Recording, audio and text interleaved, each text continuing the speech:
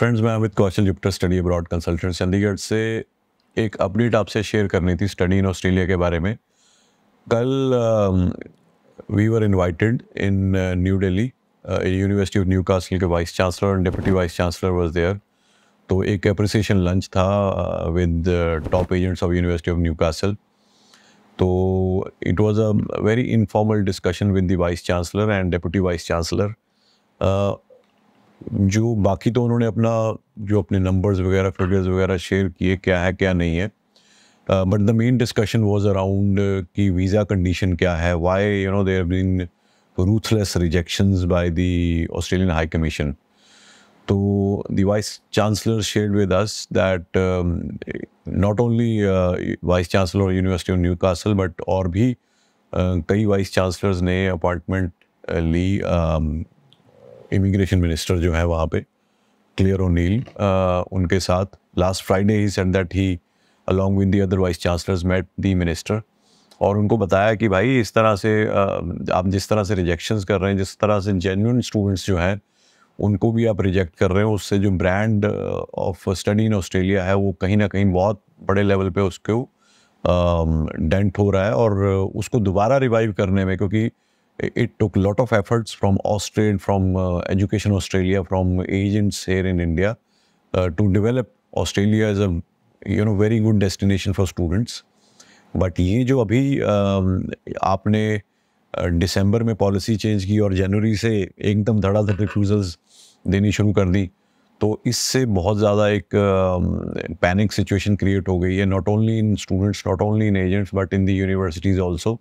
Because हर एक university ने अपनी प्लानिंग की हुई है, अपने बजट बनाया हुआ है उस तरह से।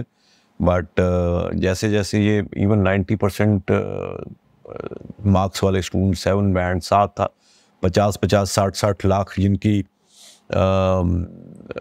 जिनके पास फंड्स हैं उनको भी आप रिफ्यूज़ करोगे तो किस तरह चलेगा। तो ही said that she did not assure them कि हाँ ये होगा, but she said that I definitely look into it. और आने वाले 1-2 वीक्स में तो ही वाज होपफुल कि पहले से कुछ इम्प्रूवमेंट होगी, पहली बात।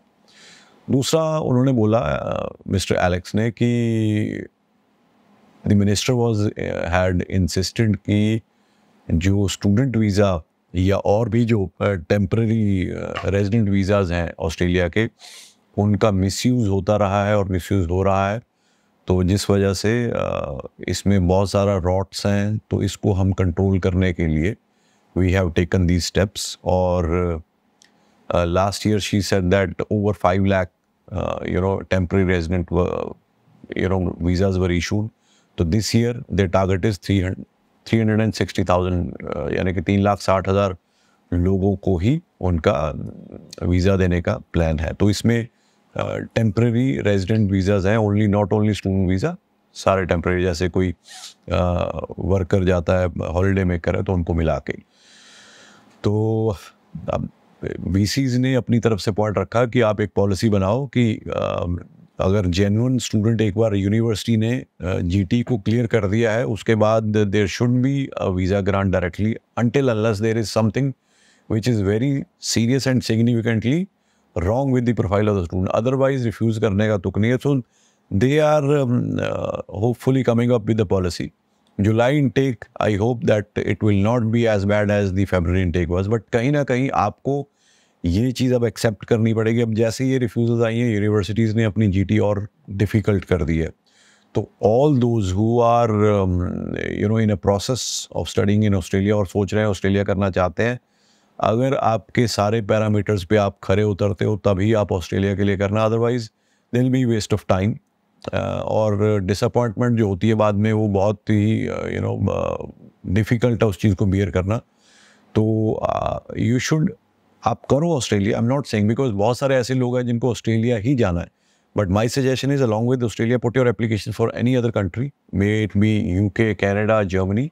तो आप साइमल्टेनियसली 2 एप्लीकेशन चलाओ, आपको फीस उधर देने की ज़रूरत नहीं है, but at least you should have offer in your hand. और बाकी जो प्रोसेसेस हैं उन कंट्रीज़ की वो करके रखो, ताकि बाई चांस अगर इधर से बात नहीं बनती, you should have the option कि चलो मैं दूसरी जगह भी करूं, बजाय इसके कि उसके बाद हम ट्राई करें और इधर से ये करते करते हमारा ऑस्ट्रेलिया की प्रोसेस में 5-6 महीने निकल जाए और उसके बाद हम सोचें कि हमने ये पहले क्यों नहीं किया। तो मेरी एडवाइस यही है कि when you put an application for Australia, put an application for any other country, जो भी आपकी डिज़ायर्ड कंट्री होगा, तो उसके लिए ज़रूर करिए। और एक और चीज़ मैं बोलता हूँ, बहुत सारे ऐसे लोग हैं ऑस्ट्रेलिया जाने वाले जो कि स्पाउस वीज़ा पे जाना चाहते हैं, और मोस्टली स्पाउस वीज़ा वाले कैंडिडेट वो होते हैं जिन्होंने ऑलरेडी बैचलर्स की होती है। ऑस्ट्रेलिया आपको पता है, एक तो वैसे ही टफ है, दूसरा स्पाउस वीज़ा को लेके तो बहुत ही ज़्यादा, जैसे कहते हैं, किसी निकी हो गए हैं। पंजाब हरियाणा के एप्लीकेंट्स को नहीं लेते। जो शादी है वो 1 साल पुरानी होनी चाहिए, जो हस्बैंड है वो ग्रेजुएट होना चाहिए, उसकी इतनी सैलरी होनी चाहिए, वो बहुत सारी जो हैं टर्म्स एंड कंडीशंस हैं। बट अगर आप मास्टर्स की हुई है और आप अपने स्पाउस के साथ जाना चाहते हैं, तो Canada has come up with a very good option कि आप मास्टर्स डिग्री में वहाँ पे एडमिशन लें। स्पाउस की और एप्लीकेंट की फ़ाइल दोनों की इकट्ठी लगेगी। कोई ये नहीं है कि कितनी पुरानी शादी होनी चाहिए, स्पाउस की क्वालिफ़िकेशन का कोई लेना देना नहीं है, उसकी इनकम कितनी है उससे कोई लेना देना नहीं है। तो I think this is a very good option जो स्पाउस के साथ जाना चाहते हैं। एक स्पाउस के साथ जाने के साथ ये है कि आपको इमोशनल और मेंटल एक सपोर्ट मिल जाती है, फाइनेंशियल सपोर्ट मिलती है, क्योंकि आप वहाँ पे जाके पढ़ सकते हो, आपका स्पाउस फुल टाइम काम कर सकता है। तो ये एक बहुत बड़ी एडवांटेज है जो कि कनाडा ने शुरू की है। अगर आप 1 साल का भी कोर्स लेके जाते हो तो आपको 3 साल का वर्क परमिट मिलता है, तो उसमें आपको घबराने वाली बात ही नहीं है। अगर 2 साल का भी कोर्स मिलता है मास्टर डिग्री में, you can go with your spouse. तो बहुत ज़्यादा जो स्ट्रेस है वो कहीं ना कहीं रिलीव हो जाता है। तो मेरी ये सजेशन है उन सभी से जो कि ऑस्ट्रेलिया विद स्पाउस जाना चाहते थे। पहले कनाडा में स्पाउस जो है वो बाद में जाता अप्लाई करता था। अब according to the new policy, you can the main applicant can take admission in masters in Canada। Spouse की एप्लीकेशन साथ में लगेगी, दोनों का वीज़ा साथ में ग्रांट होता है एंड साथ में ही दोनों जा सकते हैं। और मास्टर्स के जो स्टूडेंट्स हैं उनको कनाडा बहुत ज़्यादा सपोर्ट कर रहा है, बहुत ज़्यादा बेनिफिट्स दे रहा है।